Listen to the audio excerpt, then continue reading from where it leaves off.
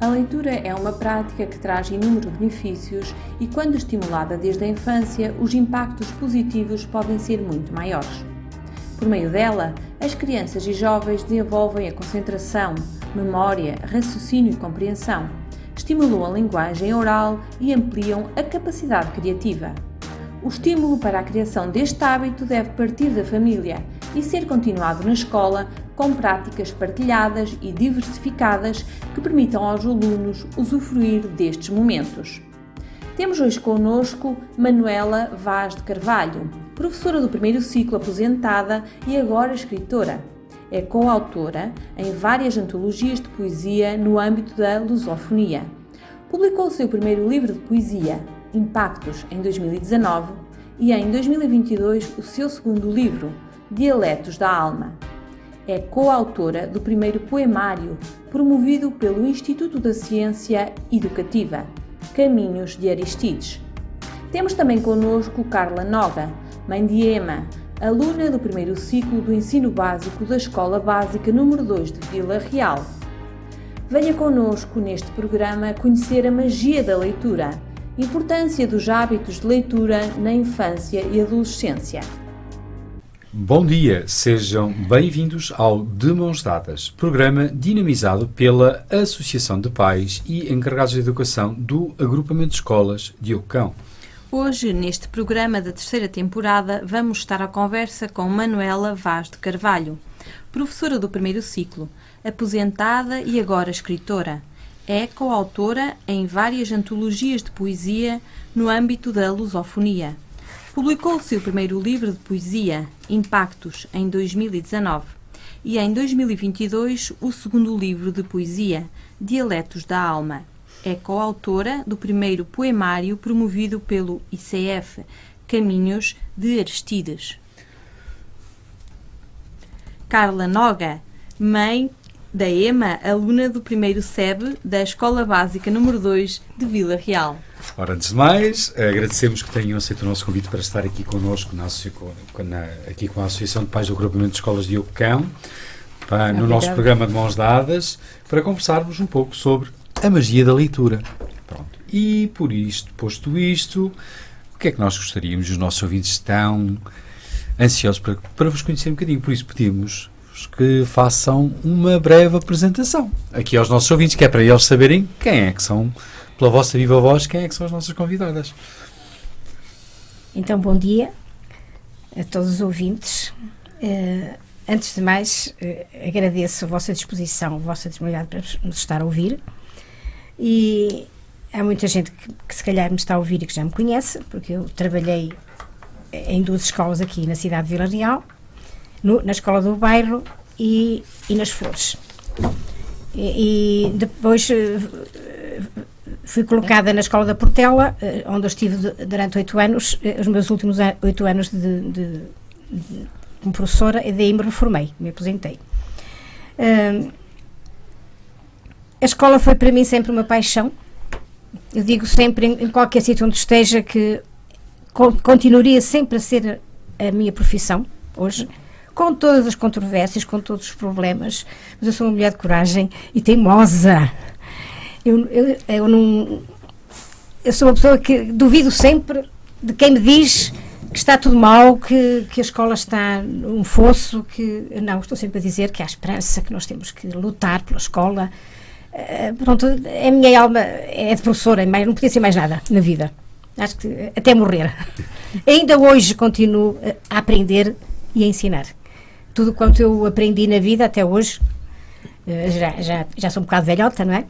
Mas já aprendi muito e... Então, se diz isso, tem mais experiência. Eu sou muita experiência de vida, só faço asneiras muitas vezes, mas também faço outra vez, corrijo, e estou sempre a aprender e aprendo muito com as crianças. É uma das coisas que eu gosto de aprender com as crianças, porque elas são um mundo de aprendizagens e dão-nos lições. Hoje tenho os meus netos e com eles estou sempre a receber lições de vida. Por isso, e faço com os meus netos o que eu gostava de fazer com os meus alunos. Por isso, sempre, pronto, com um entusiasmo muito grande por eles, com um grande respeito pelas crianças, com uma fé inabalável de que eles são capazes.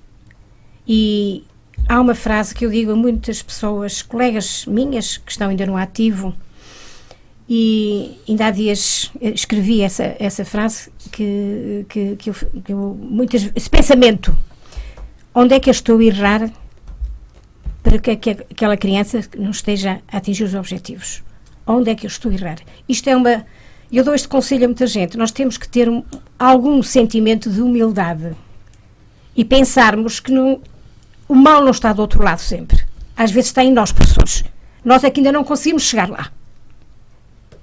Os professores que me perdoem, mas eu tenho que dizer isto. Porque isto é aquilo que eu sinto. E, de facto, evidentemente que há muitos problemas inerentes à profissão, nós sabemos. Já os havia quando eu trabalhava. De outra maneira, mas havia problemas graves. Eu mais de 20 anos, trabalhei com 4 anos de escolaridade. Não era com 1 ano e 2, eram 4 ao mesmo tempo. Pronto. E por isso trazia em escolas isoladas, sem casa de banho, sem empregada. Assim, mas isso não é um exemplo. Ainda bem que as coisas melhoraram. Quando me dizem que a escola pública atingiu o poço, eu acho que não. Há coisas que estão sempre a ser corrigidas, têm que ser corrigidas e melhoradas, mas só quem não passou pelas escolas anteriores é que pode dizer isso. Evidentemente que nós estamos sempre a querer mais coisas e melhorar, e ainda bem, para bem das crianças, para bem dos professores, para bem das populações. Mas nós temos que ter muitas vezes esse sentimento de reflexão, que requer alguma humildade da nossa parte, que nós erramos também. Nós somos seres humanos. Claro. Como todas, como as mães, nós também somos mães. Claro. E por isso também temos problemas para resolver, e sabe Deus como vamos para a escola. E agora diga-nos aí, aqui aos nossos leitores, como é que você resolveu começar a escrever qualquer coisa? Olha, eu sempre gostei de escrever. Mas eu sempre gostei de escrever. Há aquela fase em que todos os jovens escrevem, não é? Pois. Mas era mais prosa poética, mas rasgava, deitava fora, achava que não prestava para nada. Pois. Porque eu acho que teve alguma influência ter um pai escritor. E eu acho que quando a gente tem um sol muito forte, a lua apaga-se. Eu acho que o facto de ter um pai muito forte, eu acho que às vezes penso nisso. Não, é o caso de... Ou então há um tempo para tudo. Há um tempo para tudo. Você se calhar estava na lua nova e agora está na lua cheia. Exato. E eu acho que eu fui escrevendo, eu escrevo assim a sério mais há uns 12 anos. Foi quando eu comecei mais ou menos a escrever, a escrever mesmo. Desculpem. E fui tateando nas redes sociais. E os meus degrauzinhos foram nas redes sociais. A medo. Vou escrever aquilo. Via outras pessoas publicarem. Vou escrever assim, por brincadeira. Sempre na brincadeira, isto tornou-se uma coisa séria. Tinha em alguma... Não, em páginas, nas redes sociais há muitas páginas de literatura. Muita. Boas, há outras que são menos boas, mas há muito boas. Muito boas. Por isso as redes sociais têm coisas muito boas. Têm coisas fracas. Há que escolher as melhores. É o que eu faço. O que não presta, não ligo. Só, pronto, e gosto e trabalho, pronto, há muita dinâmica. E começou, entretanto, a escrever aí nessa altura, mas já vai nos contar... mas antes, foi muito antes, eu comecei a escrever muito antes das redes sociais. Mas já nos vai começar a contar isso, porque agora, deixe-nos aqui os nossos ouvintes para conhecer um bocadinho a Carla. Acho bem. Que ela também tem aqui qualquer coisa a dizer. Carla, apresente aqui aos nossos ouvintes, que é para eles também conhecerem um bocadinho. Ok, bom dia. Eu sou Carla Noga, estou aqui como mãe de Ima, como mãe, como encarregada de educação, como mãe preocupada do estado que temos a escola e de se há ou não este introdução à literatura na escola e a introdução do gosto pela leitura. Eu sou administrativa, sou assistente administrativa. E vamos agora desenvolver a entrevista, que já vamos conhecê-la um bocadinho melhor. Obrigada, Eurico. Porque toda a gente está aqui em pulgas para saber o que é que vai acontecer a seguir. Já nos falou um bocadinho da sua experiência como professora. Fazendo esta ponte entre o ser professora e o início da leitura, como é que foi a sua experiência, como é que foi a sua vivência enquanto professora do primeiro ciclo?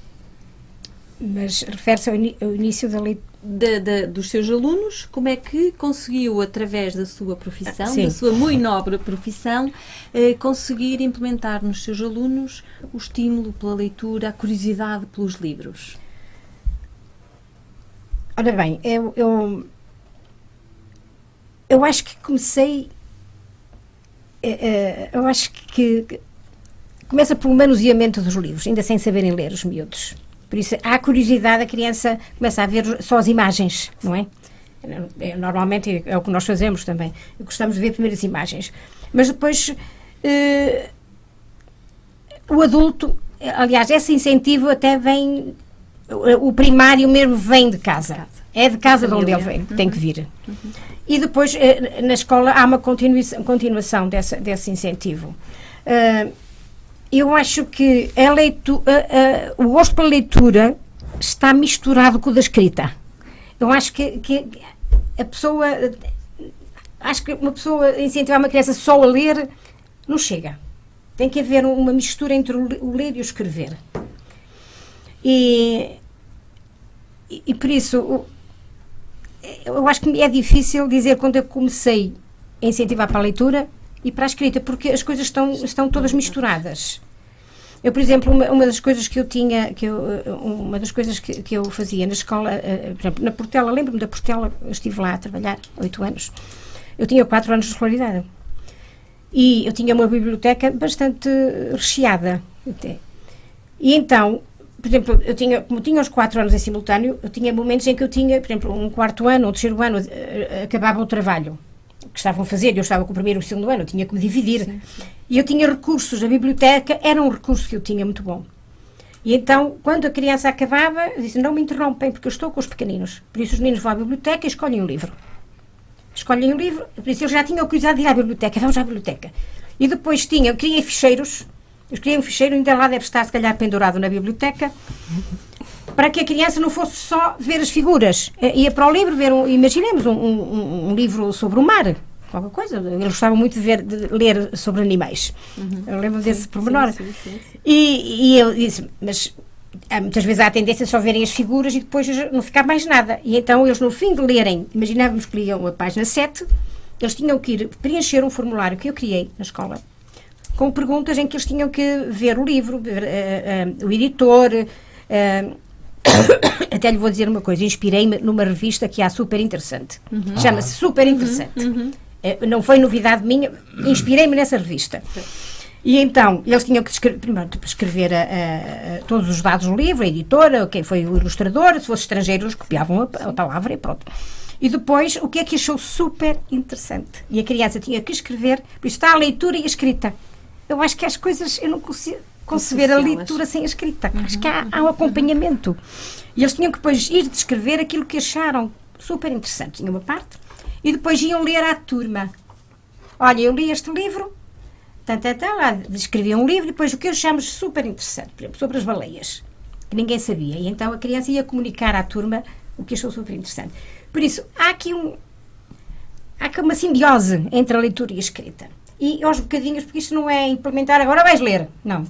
Tem que se ir criando gradualmente o gosto pela leitura. E em simultâneo pela escrita. Acho que as coisas...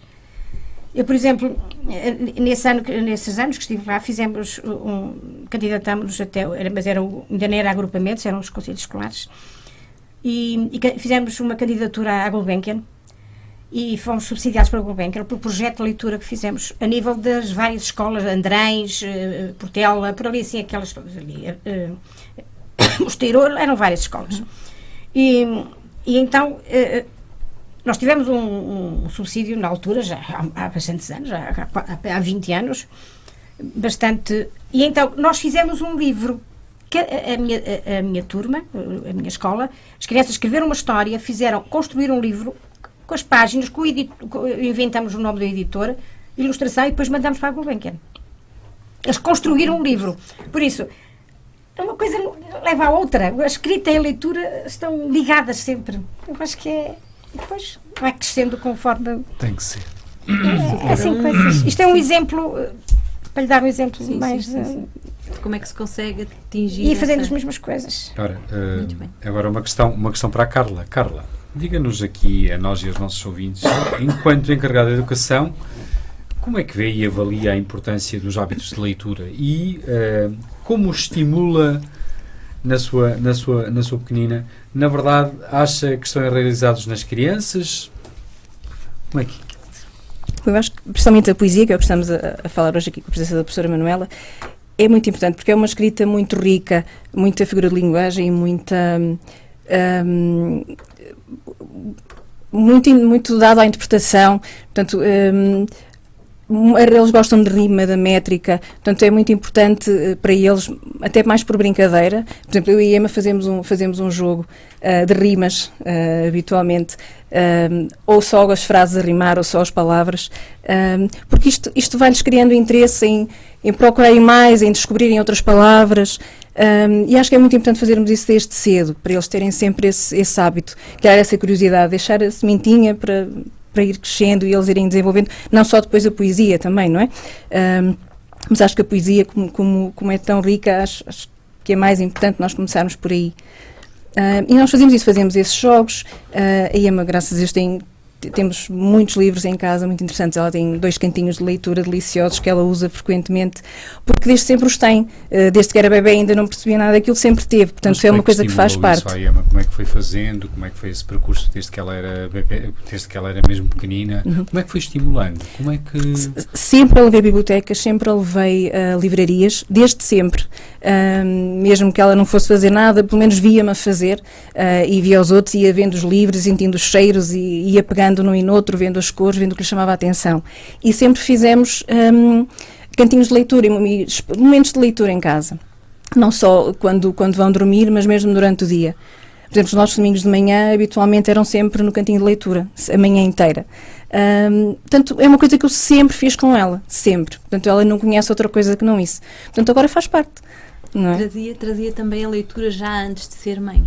Sim. Houve algum percurso da sua vida em que tenha se aproximado e depois afastado da leitura? Porque muitas vezes, devido às circunstâncias da vida, nós aproximamos da leitura, depois afastamos, depois se calhar quando voltamos a ser mãe, voltamos a aproximar. Aconteceu isso há sempre essas fases, acho que tive essas fases a vida inteira. Às vezes passava tempos que não lia, não havia nada que me puxasse para ler.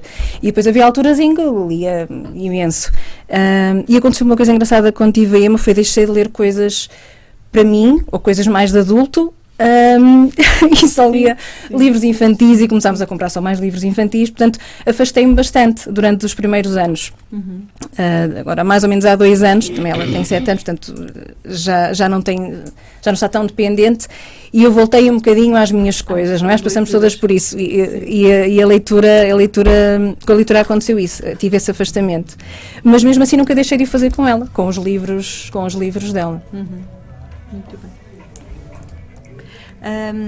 Professora, falou-nos há bocadinho, ainda que ao de leve, falou-nos nas redes sociais, mas gostaríamos de perceber como é que surgiu este percurso de escritora na sua vida. Como lhe vou... Eu comecei, de facto, escrevia assim umas coisas, mas pronto, comecei a arquivar aquilo. Antigamente deitava fora. Às vezes penso em coisas... Sempre na poesia. Sim, o meu forte é a poesia. Mas estou a escrever umas prosas, assim, umas coisas agora. Tenho assim um projeto, vamos lá ver. Aliás, eu já tenho eu nem escrevi aqui, pois não. No meu currículo. Ainda não, mas podemos atualizá-lo agora. Eu não escrevi, depois eu ganhei, eu sou assim, sou muito despassarada. Há 2 prémios, eu ganhei 2 prémios de poesia, terceiro prémio, em Damião de Góis, não escrevi, pois não? Não, ai meu Deus. Pode-nos dizer agora. Pronto, claro. Então eu vou dizer. Claro. Em 2019, foi quando eu publiquei o primeiro livro de poesia, sozinha, porque anteriormente entrei em inúmeras antologias, e foi aí que comecei nas antologias. Porque a gente vai no meio das outras e tal. Eu pensava assim, meu Deus, vou-me expor tanto. A gente tem sempre medo de se expor. A pessoa a quem eu falei diz ela, isso é o melhor sintoma que pode haver, é ter medo de se expor. É sinal de que é bom, tem responsabilidade. E pronto, e eu entrei então numa antologia... que eu até desconfiava que aquilo que era aldrabice. O meu marido dizia, olha que isso é da internet, não ligues, não metes o dinheiro, olha que... E eu disse, não, olha, se perder 50 euros, perdi, acabou, também já perdi tantas vezes, bem, vou experimentar. E mandei os primeiros poemas. E lá veio a antologia. Depois não achei assim muita graça aquela antologia. Pronto, foi a primeira. Mas isso deu-me incentivo. Entretanto, soube de outras, que depois a pessoa quando entra numa, depois vem muita solicitação de outras antologias. Começa a gente a ser conhecida nas redes sociais, acabou. Começa a gente, pronto, a receber muito correio daqui e daqui lá. E então, depois, eu já nem sei... depois, exato, uma irmã que eu tenho disse-me, olha, eu vou-te dar o nome de uma pessoa que está muito ligada à Colibri. Pronto, foi a editora com que eu trabalho. E que ele vou-te dar o nome e vais comunicar com ele, que eu não sabia quem era, enfim. Ângelo Rodrigues, que é o que prefaciou o meu livro. E então, pronto, comecei a contactar com ele, muito a medo, o que é que acha, e ele, pronto, foi o grande incentivador da minha poesia, até hoje. Fez vários programas sobre a minha pessoa e veio cá de Lisboa aqui à apresentação dos livros, pronto, tem sido de facto o meu, e tem sido através da Colibri que eu tenho publicado agora. E então entrei na primeira antologia que eu achei de nível, que foi a Eclética, que foi promovida pela Colibri e com ela, Eclética. E, pronto, éramos muitos, era vários géneros literários e tal, mas depois foram só o projeto depois passou para outro. Entretanto, eu recebo o convite dele e fiquei assustada. Disse, Manuela, agora o novo projeto é a Mundos. E só são 20 poetas. E eu quero que você inicie já no primeiro. E eu entrei em pânico. Pronto. E disse assim, só 20? Assim, toda a gente vai ver. Assim, lá no meio daqueles todos... Andei mesmo, mas pronto, entrei no primeiro volume e tenho entrado em vários, pronto, ainda não acabou. Mas queria voltar atrás um bocadinho, que está aqui um lapso que é imperdoável da minha parte. A primeira pessoa, antes de tudo isto que eu consultei, depois várias pessoas me dizem, Manela, tu tens que publicar, mas os amigos são sempre amigos, não é? Eu não queria uma pessoa que ninguém me conhecesse lado nenhum. Porque os amigos têm sempre uma palavra amável, olha que é bonita, né? E a gente, como uma pessoa não...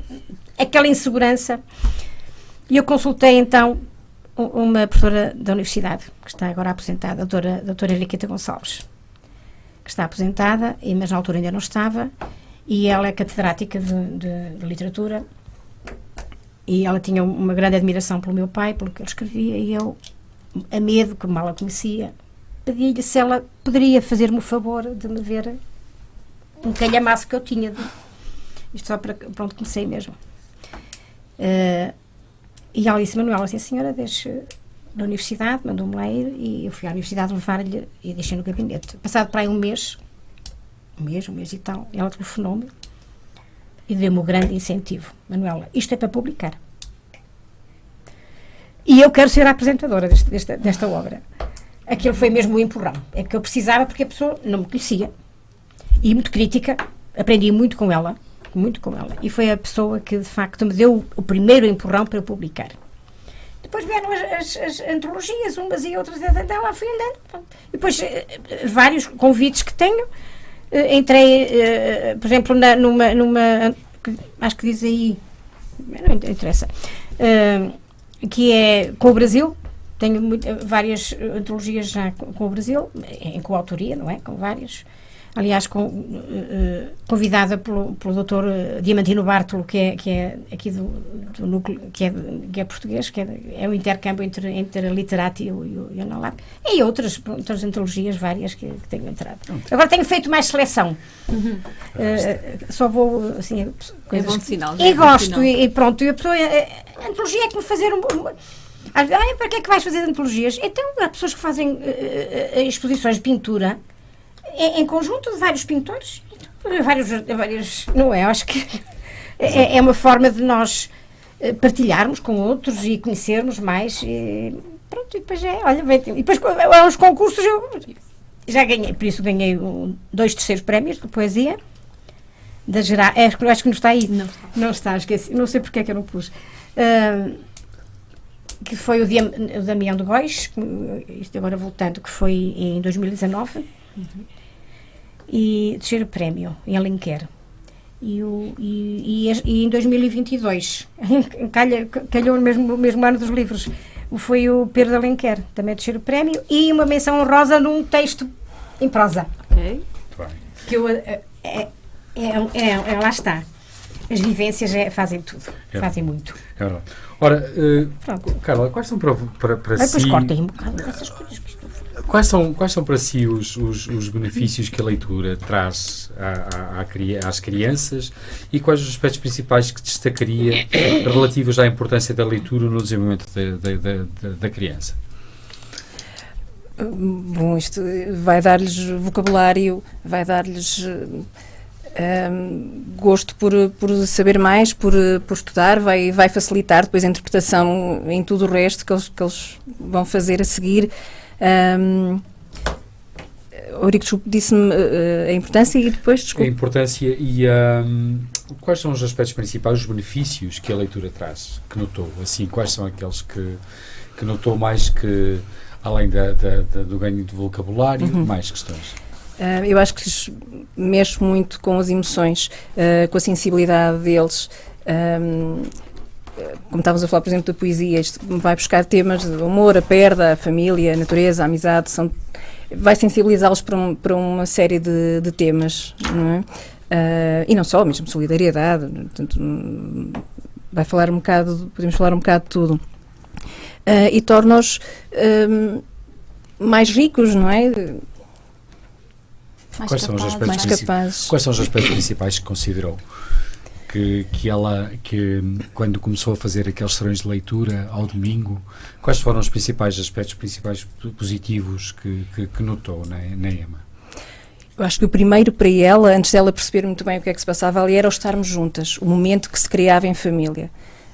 Antes de ser a leitura em si, era o estar em família. Depois começou a ser a curiosidade da história. Ou se não acabávamos, e agora o que é que vai ser? E vai puxar pela imaginação e vamos perceber, imaginar o que é que vai acontecer amanhã.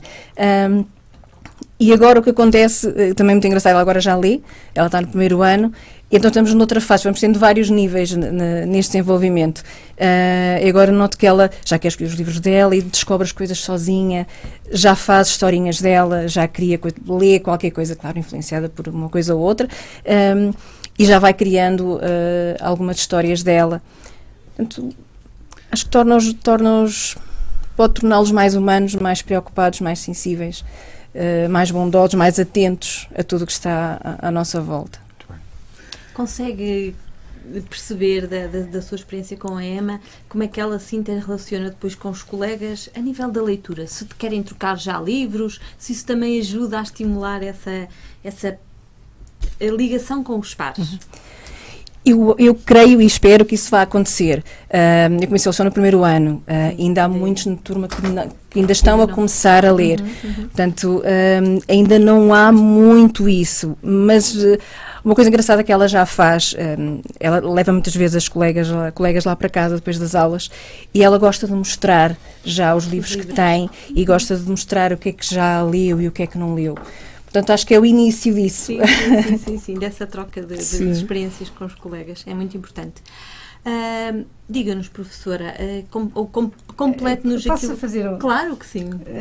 Eu estava a ouvi-la e o conhecimento é uma das coisas mais importantes, talvez, não nesta fase. Mas, se bem que o conhecimento vai evoluindo sempre, não é? Quer dizer, mas o conhecimento a leitura traz um grande conhecimento, experiências, e desenvolve muito a criatividade para a produção dos seus próprios textos depois. A tal ligação que falávamos já há um bocadinho. Eu acho que eu não concebo ler sem escrever. Eu acho que os gostos há uma simbiose entre as duas coisas. Porque vai crescendo. É engraçado que e ouvir, por exemplo, é muito importante as crianças ouvirem o adulto ler-lhe. Eu tenho uma imagem de infância. Eu trabalho muito com memórias de infância. E quanto é importante a infância. Os meus primeiros anos de vida. E eu lembro de uma tia minha, que eu adorava, era tão expressiva a ler, e passávamos às vezes, eu passava lá muitas férias com ela na aldeia, e ela à tarde iam sempre dormir a sesta, e ela lia-nos sempre um conto. Olha, até às vezes eram os jornalinhos que havia, e eu lembro que aninhávamos todos ali na cama com a tia, e ela a ler-nos. Ainda hoje parece que eu sou a voz dela a ler, com muita expressão, e isso desenvolve-nos um gosto também por ler também, assim, também como uma pessoa. Tudo isto é um caldeirão de sentimentos, a leitura. E são as sementinhas que se deixam.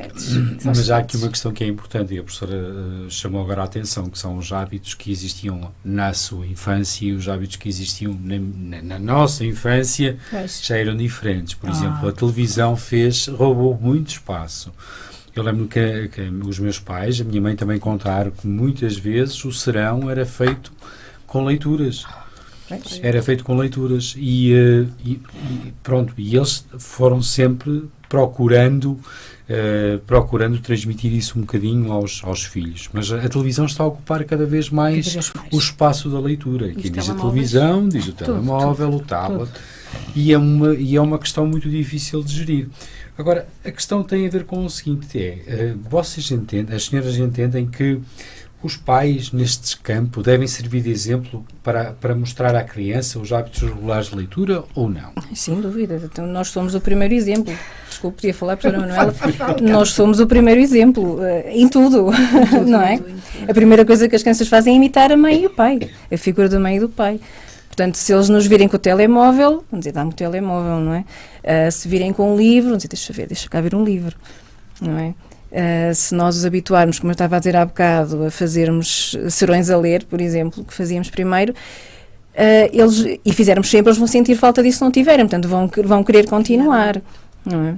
E há bocado eu estava a falar de agora a televisão e os telemóveis substituem muito isso, e não só, hoje em dia os pais também não têm o tempo que havia na altura, infelizmente. Nós hoje moramos em Vila Real e temos mais tempo, mas nós vivíamos no Porto muitos anos e eu saía de casa às 8:45 e chegávamos a casa às 8:30 da noite. Não há ali muita margem para depois deitar, banhos, comer, jantar, para se ter um serão a fazer seja o que for. E às vezes não é só a falta de interesse dos pais, às vezes os pais querem fazê-lo, mas não conseguem na mesma. E trabalham fins de semana, coisa que há uns anos atrás também não acontecia, portanto não dá para compensar o sábado e o domingo, porque muitas vezes também estão a trabalhar. Portanto, não são só os ecrãs que estão aqui a roubar, é a gestão do tempo, são os horários, são as distâncias que os pais têm que percorrer para trabalhar, agora trabalham os dois, primeiro só trabalhavam dos pais, não é? Portanto, isso também rouba muito. Ou nós fazemos uma gestão muito grande e somos muito organizados no tempo e em tudo, ou então estamos a perder isso tudo. Pois, exatamente, professora. Mas também há uma coisa, nós não podemos criar ansiedade. Eu acho que hoje...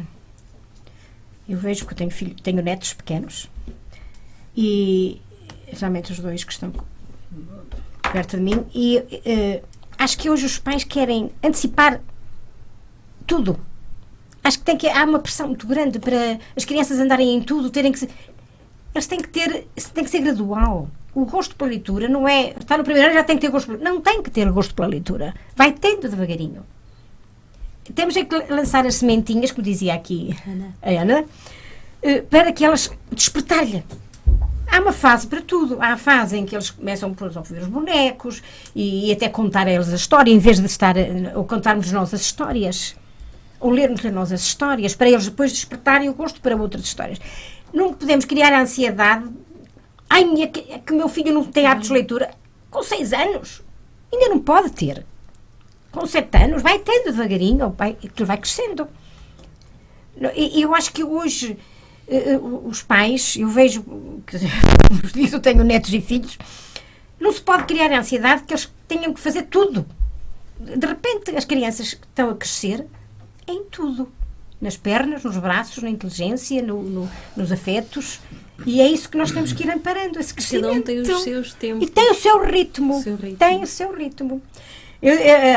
Quando eu tenho, no meu livro que eu escrevi, o primeiro, houve uma minha amiga que me escreveu, e eu escrevi no livro e pedi-lhe autorização para pôr o nome. E disse, porquê só agora, Manuela?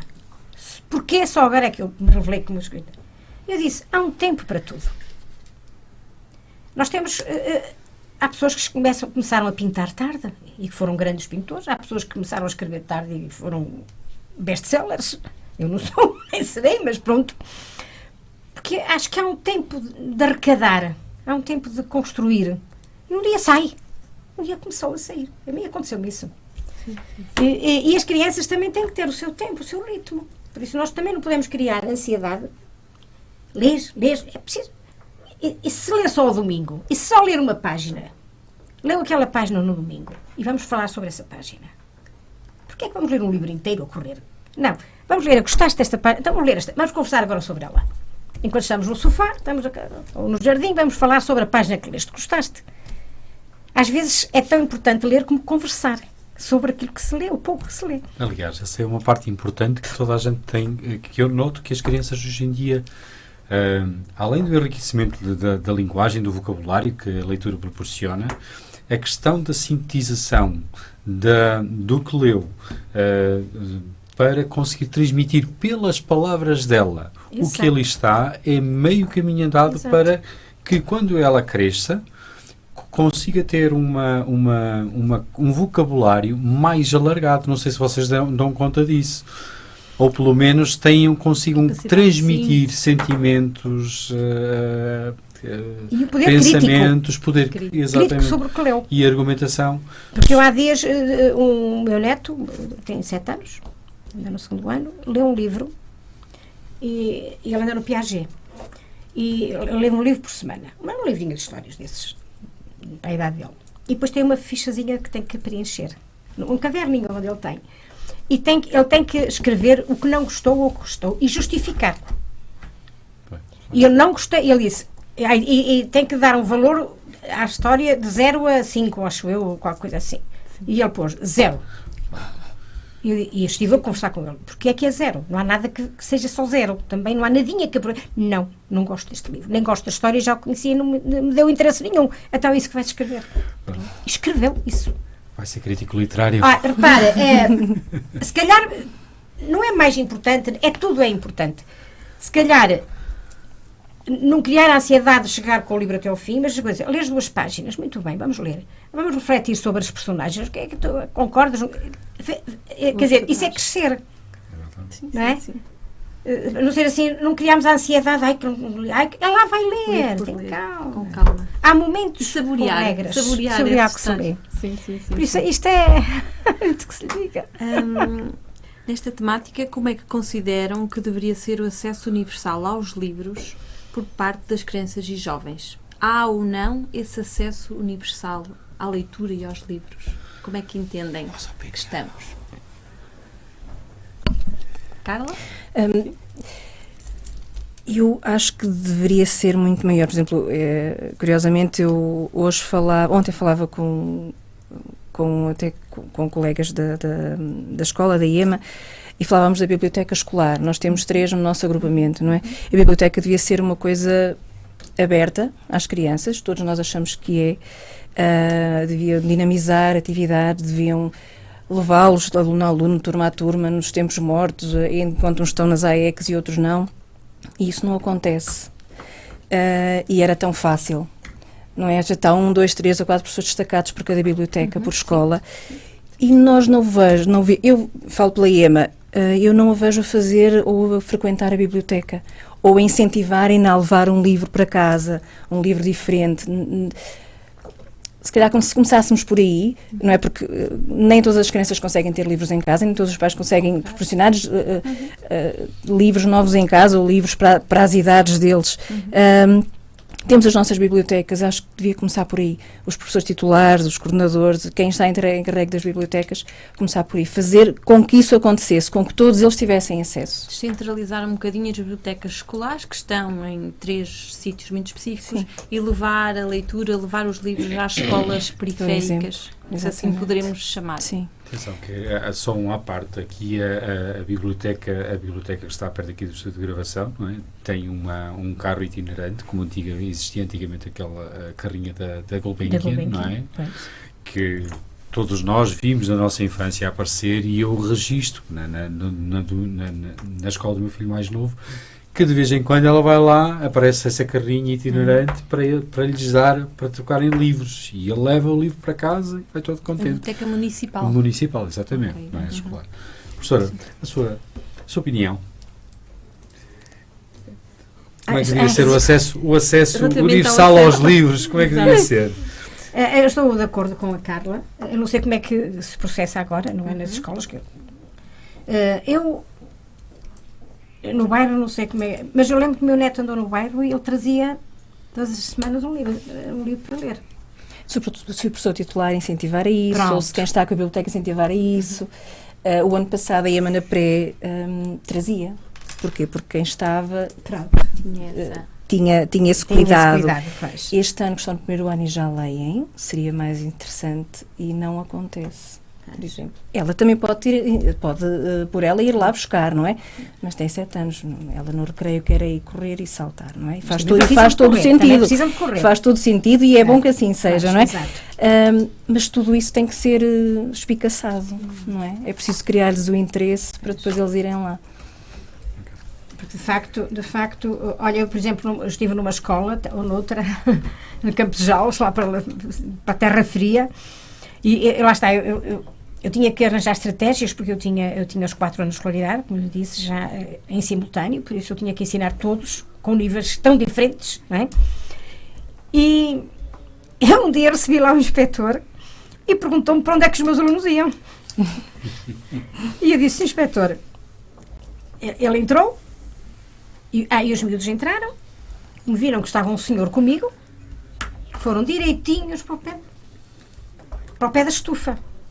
Aquilo era muito frio, não é? Eu tinha posto na estufa, ao pé da estufa uma mesa redonda com camilha e uns banquinhos, que é muito importante ter um cantinho agradável. Eu gosto muito de mesas redondas com camilha, que a gente está quentinha. Sim. E como eu tinha, lá está a tal estratégia que eu tinha. Meninos, quando eu estiver ocupada com outras crianças, ou assim, os meninos acabaram de fazer o trabalho e não vão estar a chamar por mim, porque eu não posso interromper. Então vão para o cantinho e estão ao pé da estufa, quentinhos, a ler um livro. Era acolhedor, repare, até isso já era acolhedor. O inspetor chegou, viu o jeito lá para o pé da estufa, perguntou-me para onde é que os meninos vão. E eu expliquei-lhes, ele: sim, senhora, muito bem. Eles já sabem, quando eu estiver ocupada, não podem interromper. Viram-me com o inspetor, eles nem sabiam quem era, sim. E foram para o cantinho da leitura. Quer dizer, também é preciso criar estes espaços, não é? A pessoa, agora, depende de quem os orienta, de quem está à frente e das condições, às vezes, físicas que também nem sempre tem. Agora, neste momento, eu não sei como. Pronto, eu estou há 14 anos apresentada, não é? Já. Foi ontem, parece que foi ontem, professora. Foi ontem. Por isso, e depois cada professor tem a sua dinâmica, a sua maneira de. Mas, de facto, as bibliotecas. E, por exemplo, uma troca de livros também era interessante. Quase todas as crianças têm. A criança podia trazer de casa, identifica o seu livro e já leu este livro, trazer para a sala.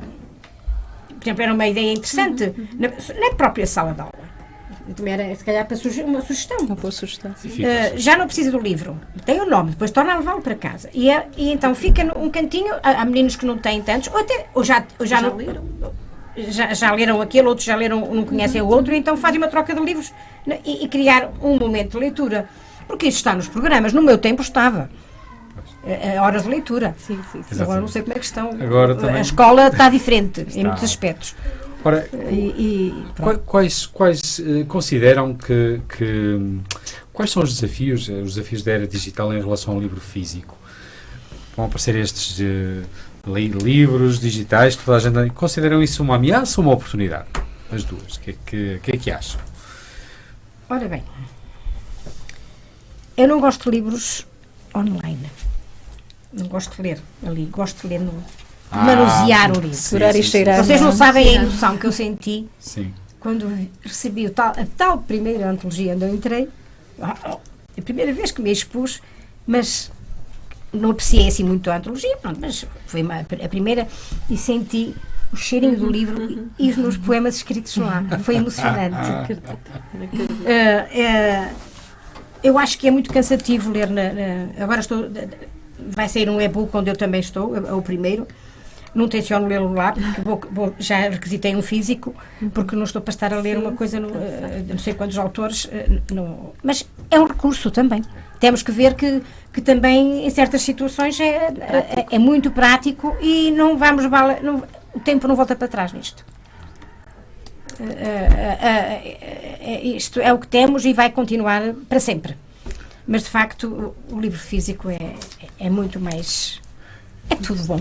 Carla, e você, o que é que acha? Prós e contras, é assim, nós online podemos ter acesso a uma série de coisas que não teríamos de outra maneira. Mas estou com a professora Manuela, ninguém tira o gosto de pegar nele e de manusear. Eu gosto de usar os livros, não gosto de os manter novos, eu uso e escrevinho e dobro páginas e assim é que são deliciosos. Portanto, não paga isso. Mas, por outro lado, sim, conseguimos ter acesso a muitas coisas que não teríamos. Muito bem. E já quase a fechar esta entrevista, que ficou assim a correr.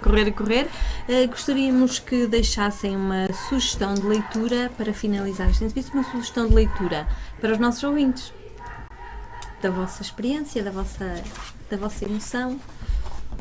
Uma sugestão para crianças? Pode ser para crianças, para crianças, para os pais, para os filhos, para quem quiser.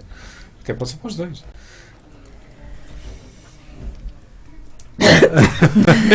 Foram apanhadas de... assim, agora assim de repente um autor que gostem, por exemplo. Olha, gosto do Sepúlveda. Sim. Para pequenos e graúdos. Exato. Adoro. Completamente. Só tenho 1 ou 2 livros dele. Mas quando ele morreu, que ele foi dos primeiros casos de Covid que morreu, eu fui lá comprar um livro dele. E fui comprar, deixa-me ver se reproduz o nome, bem o título, que é O Gato que Ensinou a Gaivota a Voar. Adorei, eu não gosto de livros grandes.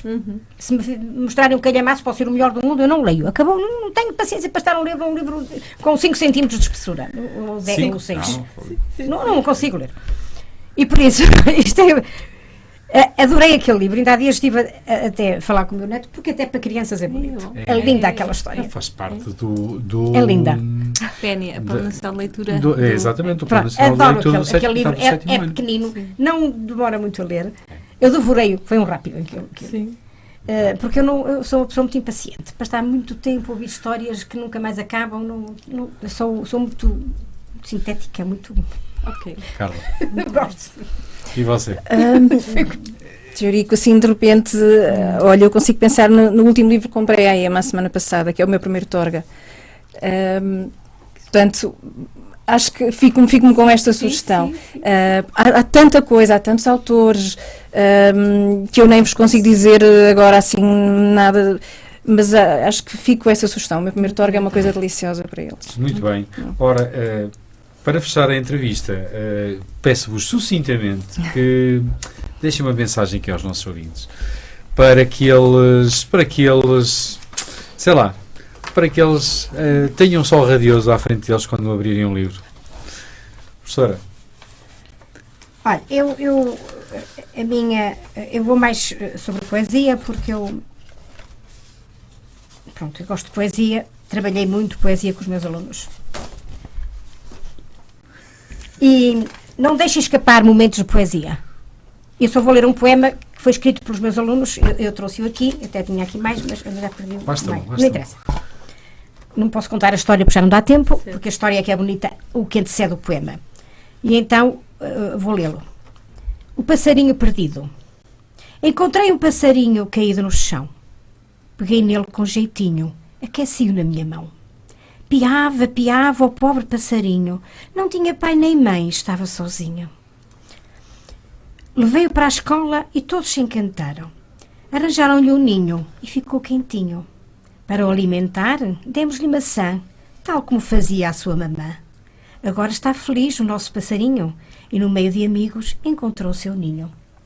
Foi feito pela minha turma quando eu dava aulas na Timpeira, na Escola das Flores, a minha turma de 3º e 4º ano.